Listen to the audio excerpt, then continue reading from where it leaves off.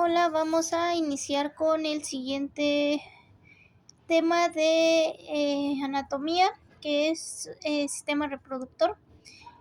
Sistema reproductor necesitamos dividirlo en femenino y masculino. Vamos a iniciar con femenino, donde vamos a tener genitales internos y externos. Estos me van a ayudar a la reproducción y a la sexualidad humana. Dentro de los genitales externos podemos encontrar la vulva. Y bueno, en esta vulva vamos a encontrar el monte de Venus, vamos a ver si hay aquí está. Vamos a encontrar el monte de Venus, los labios mayores, los labios menores, el clítoris, el vestíbulo vaginal, el bulbo del vestíbulo y las glándulas vestibulares. Ahora, dentro del aparato reproductor femenino interno encontramos la vagina, el útero, los ovarios, las trompas de falopio. Y bueno, esta se va a encontrar dentro de la cavidad pélvica. Esta parte de ayudarme en la reproducción y la sexualidad, pues va a ser toda la cuna de la vida, por decirlo así. ¿Por qué? Porque pues aquí se da el embarazo y también la menstruación en caso de que no se dé un embarazo.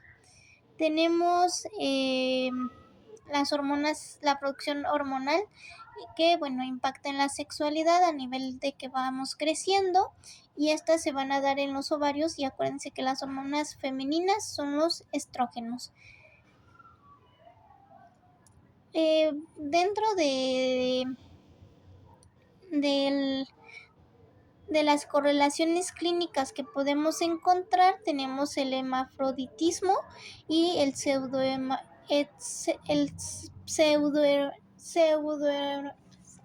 me traba la lengua con esta palabra, el pseudohemafroditismo, ¿vale?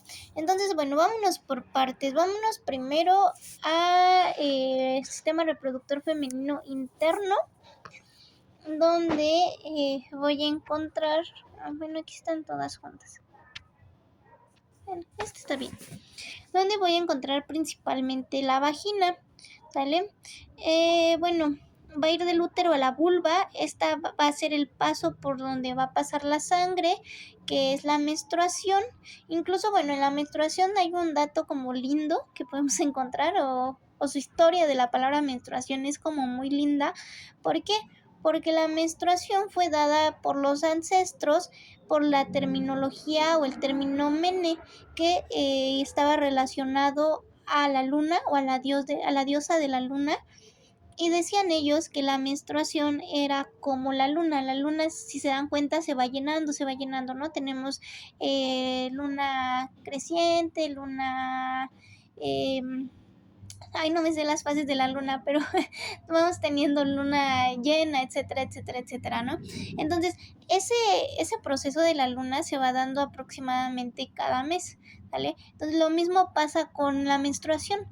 El endometrio o el útero se va llenando hasta que se da la menstruación. Entonces, es por eso que se llama menstruación, la menstruación, por ese término, ¿no? Porque está muy relacionado a la luna. Y bueno, igual la vagina me va a ayudar para las relaciones sexuales y para el proceso de parto. Arriba de la vagina podemos encontrar el cuello uterino, también llamado cervix. También, en conjunto con este va a formar el fondo del saco vaginal, y hacia abajo está el orificio vaginal. Y ya les comentaba, el orificio vaginal está atrás de la uretra, y volvemos a lo mismo de las ondas que les comenté cuando vimos sistema urinario. Y este orificio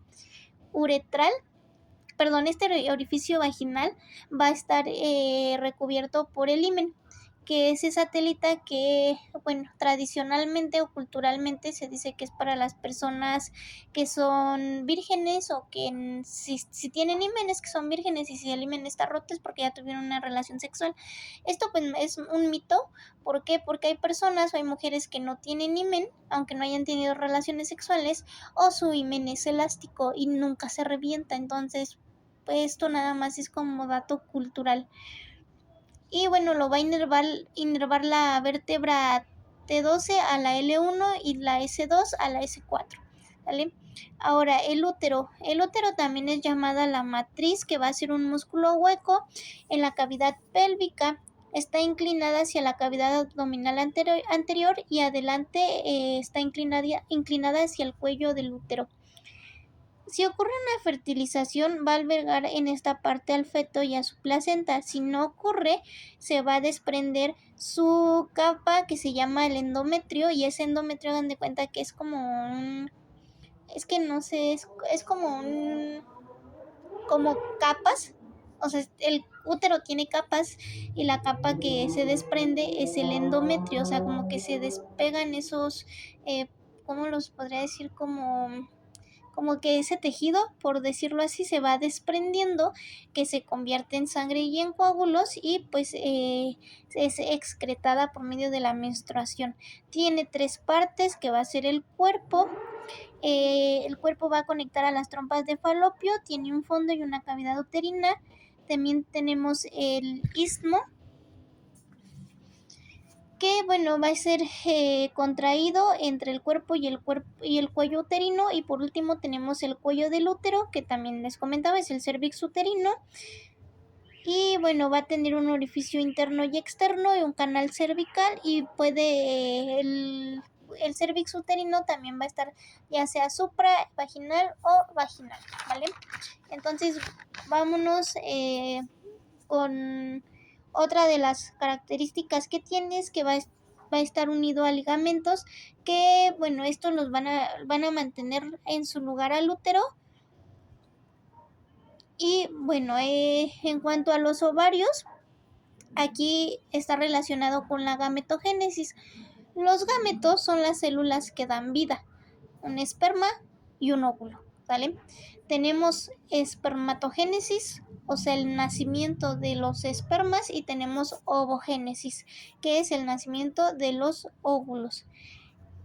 La espermatogénesis, o la producción de esperma, se va a dar a edad de la pubertad. En el caso de las mujeres que producen los óvulos, estos existen desde que la mujer se forma o desde que la mujer es un cigoto. Y bueno, estos van a ser órganos bilaterales, van a liberar al óvulo para la fertilización. También son órganos endocrinos, tienen 4 superficies y 2 polos, y también ligamentos propios que mantienen al ovario en su lugar.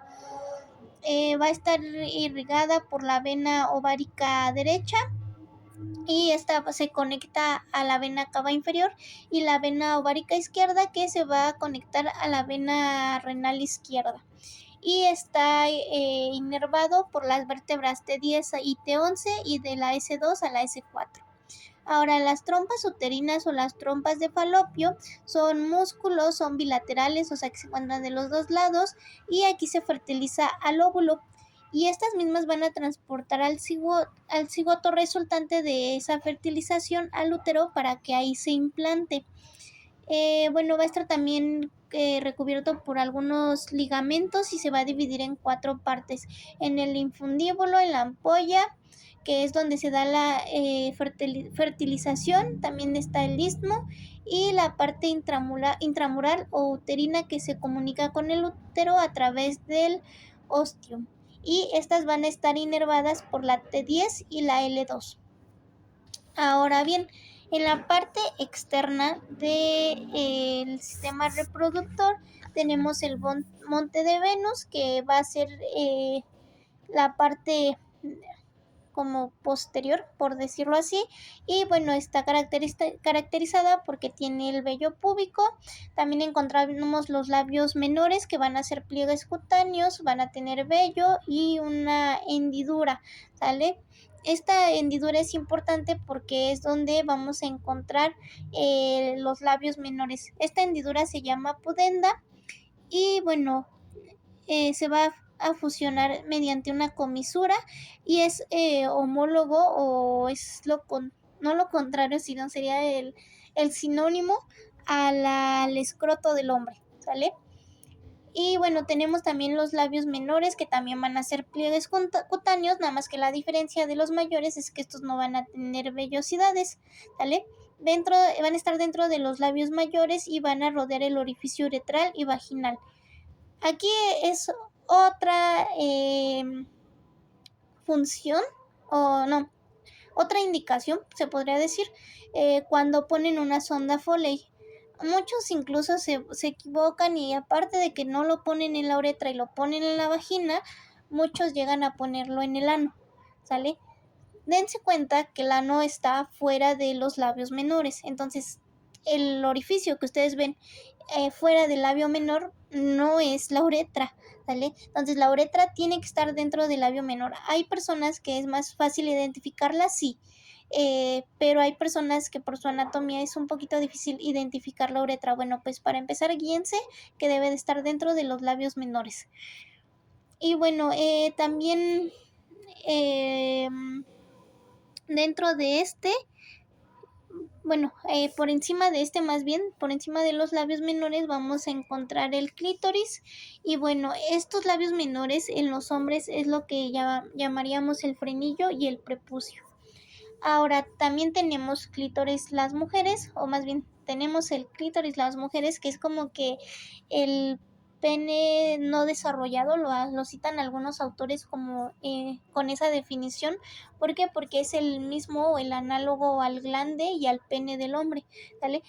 Solo que como que en las mujeres no se desarrolla, por decirlo así, pero en el caso en cuanto a la embriología del ser humano, en cuanto al hombre, pues este es el que se va a distender para hacer un pene o se va a quedar sin expandirse para que sea un clítoris de una mujer.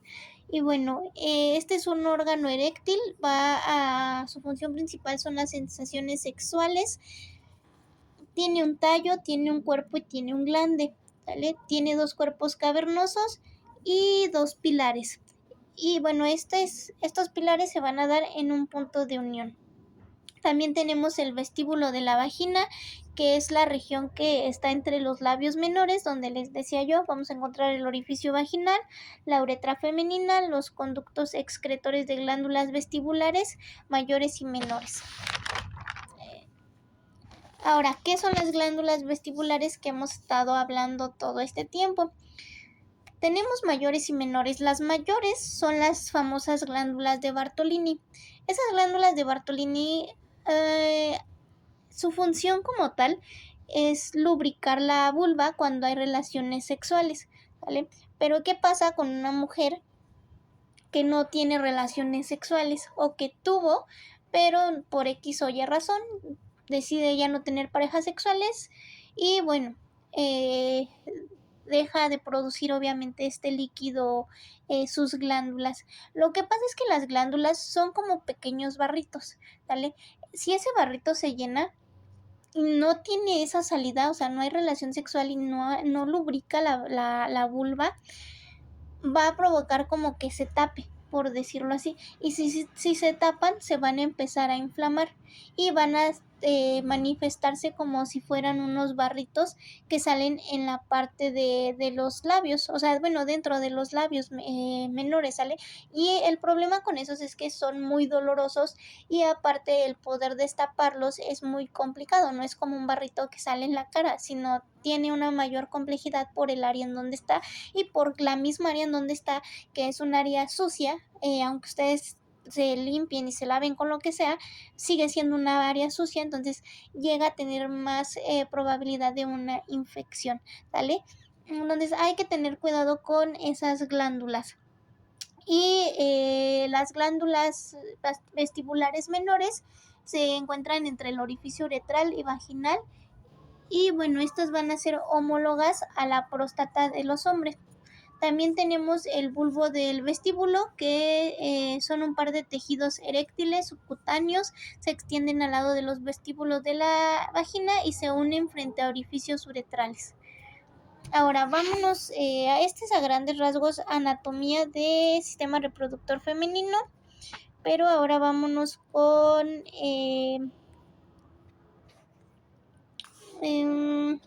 ciclo menstrual. ¿Vale? Ciclo menstrual. El ciclo menstrual bueno, ya sabemos que es cada 28 días Y bueno, se va a dividir en dos partes. Tenemos el ciclo menstrual ovárico y el ciclo menstrual uterino. El ciclo menstrual ovárico me va a permitir la maduración y liberación del óvulo. Y el ciclo menstrual uterino va a preparar al útero para una posible fertilización y un embarazo. Las fases del ciclo menstrual uterino son menstruación, proliferación y secreción. Y las fases del ciclo ovárico va a ser la fase folicular, que se va a dar del primer día al día 14, donde los folículos ováricos se maduran y se preparan para la ovulación, que supone o se superpone a la proliferativa del